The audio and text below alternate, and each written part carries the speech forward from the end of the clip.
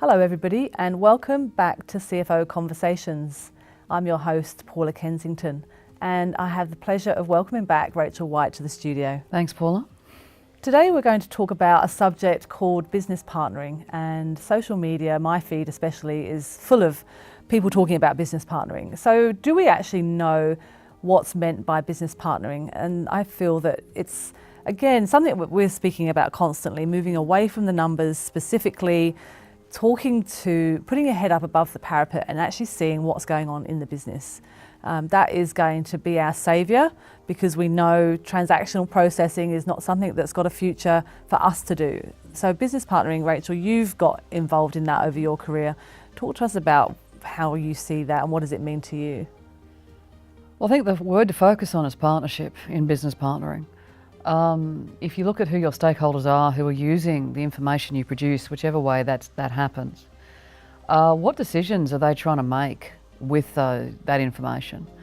Now, business leaders, when they're making decisions, they're using the numbers, but they're using a whole bunch of other stuff as well. And I think in true partnership is where two people respect each other, respect the different perspectives that are brought. I think have common values, and I know we'll talk about values in a moment, but so if two people are coming from similar values but different experience bases, you tend to get better decisions. And so I think what's really important for finance professionals here is to understand how their users of financial information they're producing are actually using that information to make decisions, are actually learning how to do that better.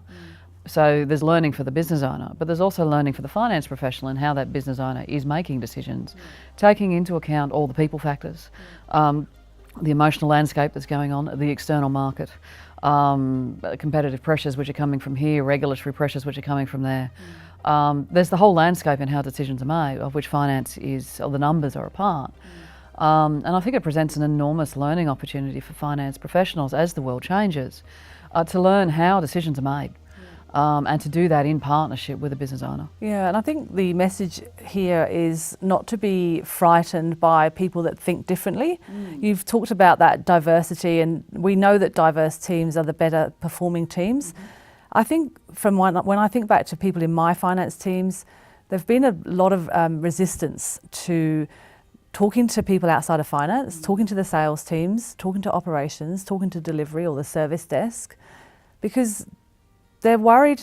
My finance professionals are worried about having different thoughts. Do you know what I mean? Having a different thinking to how they're thinking.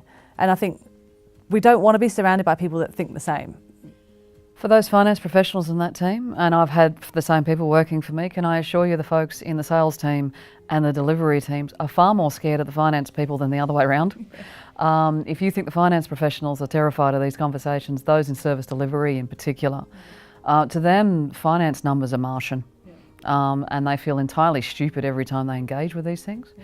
And if you're a finance professional and you can recognise that and use that opportunity to actually help educate those people on these concepts in a way that is honouring that partnership. They're not stupid because they don't know what you know. That's really important, that one. To actually build those relationships, you can actually get on the front foot with it as a finance professional, because in many respects in the power dynamic, you actually have the upper hand, because you know something that everyone knows that they need to know about but don't really understand, and in many respects are terrified of engaging with because they don't want to look stupid.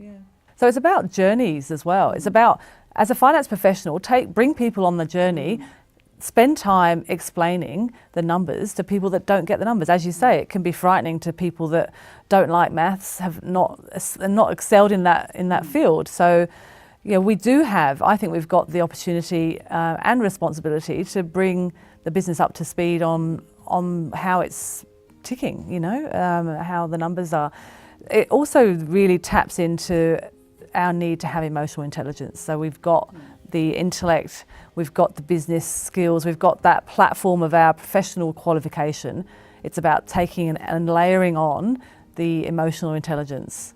Yeah, and I think empathy is the biggest chunk around that, in that, and I've seen a lot of this of those who come out of the big consulting houses and those sorts of things. You are surrounded by people all day who are as smart as you are or smarter.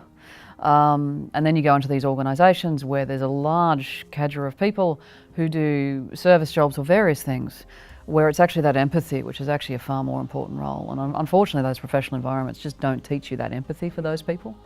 And so in many respects, your training ground may not have actually had that. But if you can have empathy for a fellow member of the human race who's taken a very different path to you, who actually does really genuinely want to learn this stuff because they know they need to for their career too, it can actually be very, very powerful. In terms of your standing in the organisation, how you're viewed. I mean, for example, there are often roles where you're an employee nominated body on the superannuation funds board or whatever.